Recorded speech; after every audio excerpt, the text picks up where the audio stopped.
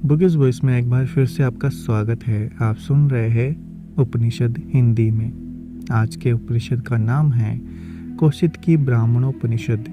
यह उपनिषद ऋग्वेद के कौशिक की ब्राह्मण का अंश है। इसमें कुल 4 अध्याय है। प्रथम अध्याय में गौतम एवं चित्र के सम्मान द्वारा अग्निहोत्र एवं उसकी फलश्रुति पर प्रकाश डालते हुए अग्निहोत्री के मरणोपरांत उसकी जीवात्मा किन किन लोकों में होते हुई ब्रह्मलोक में पहुंचती है, जहां अप्सराएं उसका स्वागत सत्कार करती है। वहां एक विचित्र पलंग पर ब्रह्मा जी विराजमान होते हैं, जिनसे अग्निहोत्र साधक की वार्ता होती है। अंत में वह साधक ब्रह्मा जी की विशेष विभूति से युक्त होकर उन्हीं के सदृश हो जाता है, इत्यादि का वर्णन है। इसी को पर्यंक विद्या भी कहा जाता है। द्वितीय अध्याय में प्राण उपासना, आध्यात्मिक अग्निहोत्र, विविध उपासनाएं, देव परिमर में प्राणो उपासना, मोक्ष हेतु सर्वश्रेष्ठ प्राणोपासना तथा प्राणो उपासक का संप्रदान कर्म वर्णित है। तृतीय अध्याय में इंद्र पर्त दर्द संवाद के माध्यम से प्रज्ञा स्वरूप प्राण की महिमा का वर्णन है। चतुर्थ अध्याय में अजात शत्रु और गर्ग्य संवाद द्वारा सर्वप्रथम सूर्य, चंद्र, विद्युत, मेघ, आकाश, वायु, अग्नि, जल, दर्पण, प्रतिध्वनि इत्यादि में विद्यमान चैतन्य तत्व की उपासना की बात कही गई है। अंत में आत्म तत्व के स्वरूप और उसकी उपासना की फलश्रुति का प्रतिपादन किया गया है। प्रथम अध्याय। गर्ग ऋषि के प्रपौत्र महर्षि चित्र ने यज्ञ करने का निश्चय करके अरुण के पुत्र महात्मा उद्यालक को प्रधान ऋत्विक के रूप में आमंत्रित किया, किंतु प्रसिद्ध मुनि उद्यालक स्वयं न जाकर अपने पुत्र श्वेत केतु के महर्षि चित्र के यज्ञ को संपन्न कराने के लिए भेजा। श्वेत केतु अपने पिता की आज्ञा अनुसार यज्ञ में पहुंचकर एक ऊंचे आसन पर आसीन हुए। श्वेत केतु को ऊंच आसन पर आसीन देखकर चित्र ने प्रश्न किया कि हे गौतम कुमार, इस लोक में कोई ऐसा आवरण युक्त स्थान है जिसमें मुझे ले जाकर रखोगे, या फिर उसमें भी कोई पृथक सर्वथा विलक्षण आवरण शून्य पद है जिसको जान करके तुम उसी विशेष लोक में मुझे प्रतिष्ठित करोगे? ऐसा सुनकर श्वेत केतु ने महर्षि चित्र से कहा, हे भगवान, मैं ये सब नहीं जानता। मेरे पिता आचार्य है, अतः उन्हीं से इस प्रश्न को पूछूंगा। इस प्रकार से कहकर श्वेत केतु उद्दालक के पास जाकर बोले, हे पिताजी, महर्षि चित्र ने इस तरह प्रश्न किया है तो मैं इसके संदर्भ में उन्हें किस तरह से उत्तर दूं? उद्दालक ने कहा, हे वत्स, मैं भी इस प्रश्न का उत्तर नहीं जानता। हम दोनों लोग महाभाग चित्र की यज्ञशाला में चलकर इस प्रश्न का अध्ययन करके इस विद्या को प्राप्त करेंगे। जब दूसरे अन्य लोग हमें विद्या एवं धन आदि प्रदान करेंगे तो फिर चित्र भी देंगे ही। अतः आओ हम दोनों महर्षि चित्र के पास चले। तदंतर वे प्रसिद्ध आरुणी मुनि हाथ में संविदा ग्रहण करके जिज्ञासु भाव से गर्ग के प्रपौत्र महर्षि चित्र के यहाँ गए और कहा, मैं विद्या प्राप्ति हेतु आपके पास आया हूँ। चित्र ने कहा, हे गौतम, आप ब्राह्मणों में अति पूजनीय एवं ब्रह्म विद्या के अधिकारी है, क्योंकि मेरे जैसे लघु व्यक्ति के समीप आते हुए आपके मन में अपनी श्रेष्ठता का अभिमान नहीं हुआ। अतः आप आइए, आपको निश्चय ही आपके द्वारा पूछे हुए प्रश्न का स्पष्ट रूप से बोध कराऊंगा। महर्षि चित्र ने कहा, हे ब्राह्मण, जो भी कोई लोग अग्निहोत्र आदि सत्कार्यों का अनुष्ठान करने वाले हैं, वे सभी इस लोक में सप्रयाण करते हैं, तो वे चंद्रलोक अथवा स्वर्गलोक में गमन करते हैं। पूर्व पक्ष में वे प्राणों द्वारा वहाँ के भोग पदार्थों का सेवन करते हैं।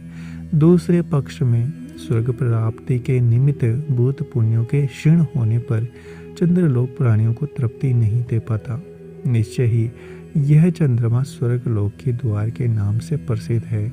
जो अधिकारी देवी संपत्ति से युक्त होने के कारण उस स्वर्ग रूप चंद्रमा का प्रत्याख्यान कर देता है, अर्थात जहाँ से फिर से नीचे गिरना पड़े ऐसा स्वर्ग मुझे नहीं चाहिए, ऐसा कहते हुए चंद्रलोक का परित्याग कर देता है, उस पुरुष को उसका वह शुभ संकल्प चंद्रलोक से भी ऊपर अविनाशी ब्रह्मलोक में प्रतिष्ठित करा देता है। लेकिन जो पुरुष स्वर्गीय सुख के प्रति ही आसक्ति होने के कारण चंद्रलोक को स्वीकार कर लेता है, उस कामना युक्त स्वर्गवासी को उसके पुण्य भोग के समाप्त होने पर उसे सभी देव वर्षा के रूप में परिवर्तित करके उसी लोक में ही पुनः वर्षा कर देते हैं। वर्षा के रूप में यहाँ आया हुआ कर्म फल का भोक्ता जीव स्वकृत पूर्वक वासना अनुसार कीट पतंग या पक्षी, व्याघ्र, सिंह, मछली, सांप, बिच्छू, मनुष्य या अन्य कोई दूसरा जीव लेकर अनुकूल शरीरों में स्वकर्म एवं विद्या के अनुसार ही यहाँ वह जन्म लेता है। इस प्रकार अपने पास हुए शिष्य से दयालु एवं तत्व ज्ञान धारण करने वाले गुरु को इस तरह से पूछना चाहिए कि वत्स तुम कौन हो।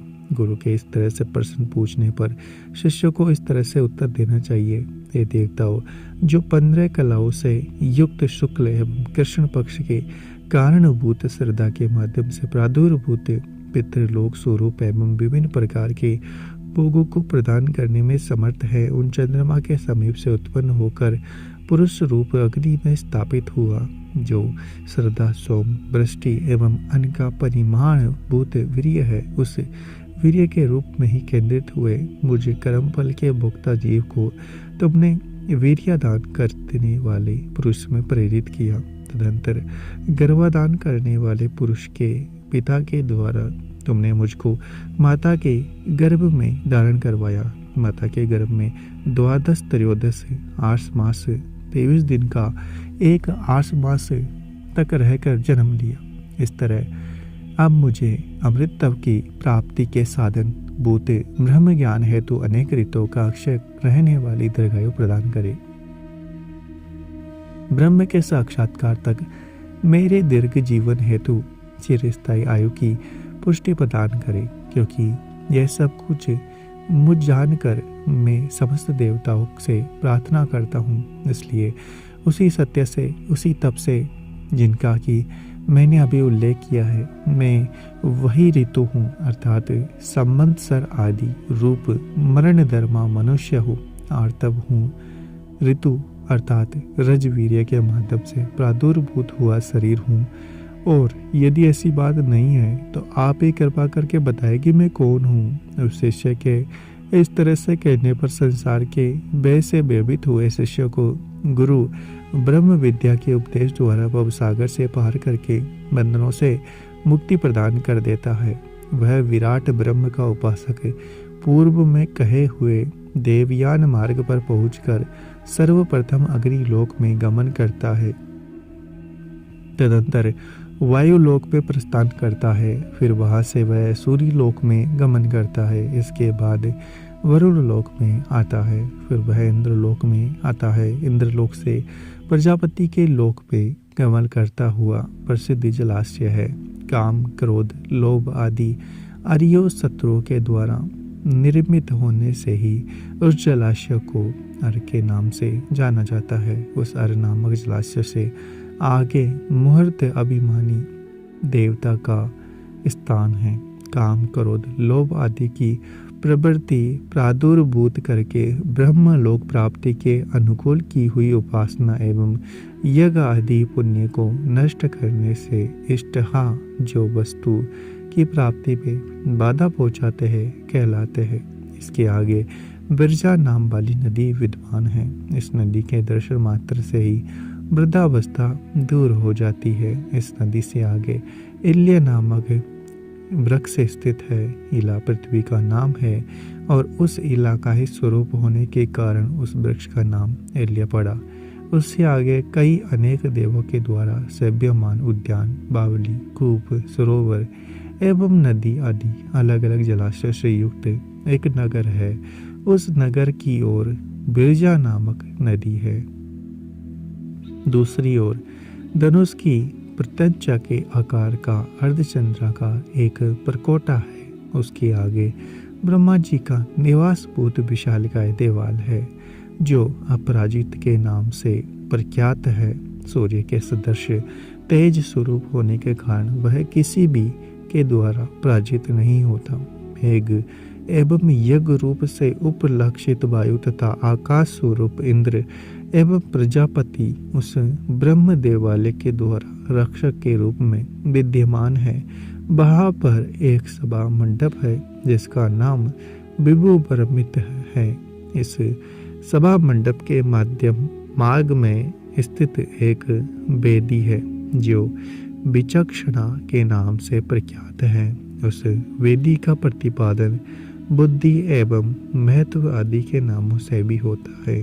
वह अति विशेष लक्षणों से युक्त है, जो अपरिमित बल से संपन्न है।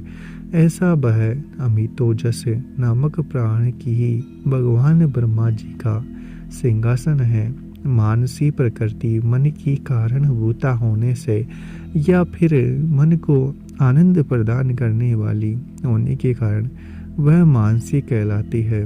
उसके आभूषण भी उसी के अनुरूप है। चाक्षुषी के नाम से उसकी छाया मूर्ति की ख्याति है। वह तेजो युक्त नेत्रों की प्रकृति के होने के कारण अति तेज स्वरूप है।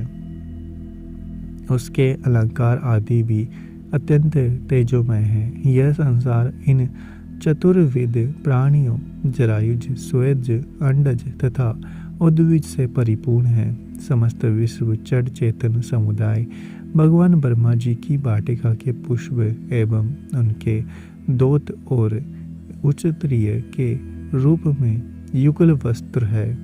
वहाँ की अप्सराएं साधारण युवतियाँ अम्बा एवं अम्बा वैयबी के नाम से प्रसिद्ध है।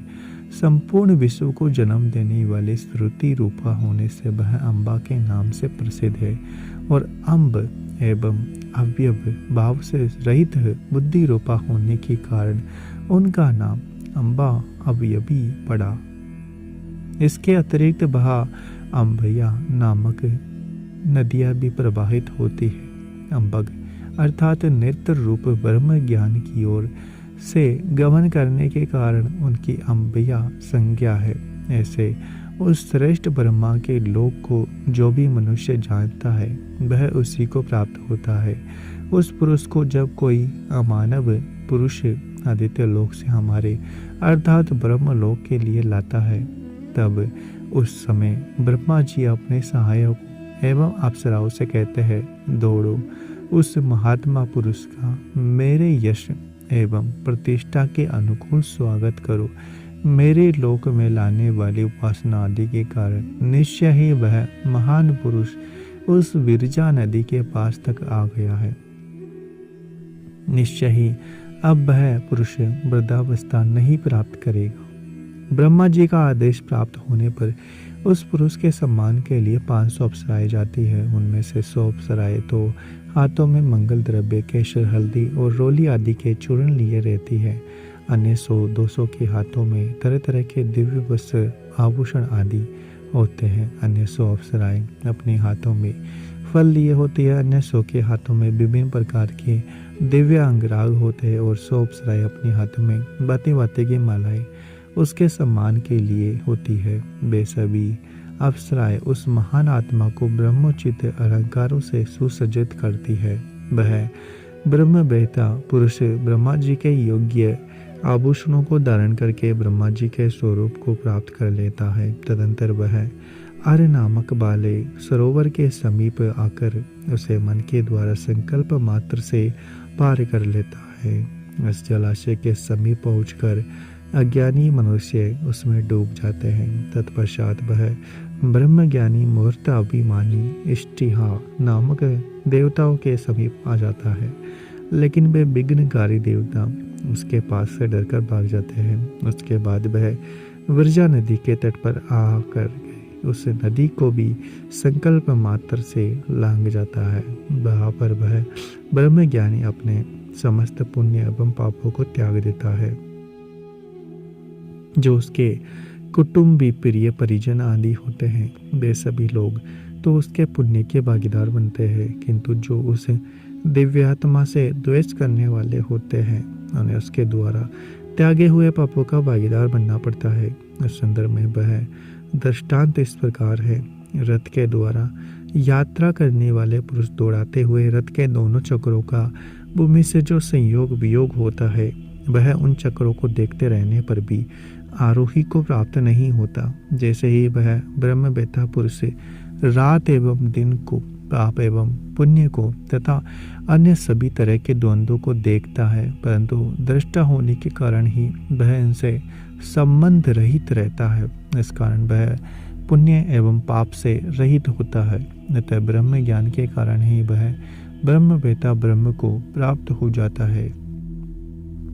इसके पश्चात वह पुरुष एल्य नामक वृक्ष के साथ पास में जाकर गमन करता है। उस समय उसकी घ्राणेन्द्रियों में ब्रह्मगंध का प्रवेश होता है। तदंतर वह सालज्य नामक नगर के पास आता है, जहाँ उसकी स्वादेंद्रिय में उसे दिव्य ब्रह्म रस की अनुभूति होती है, जिसका कि उसे इससे पहले कभी भी अनुभव नहीं हुआ।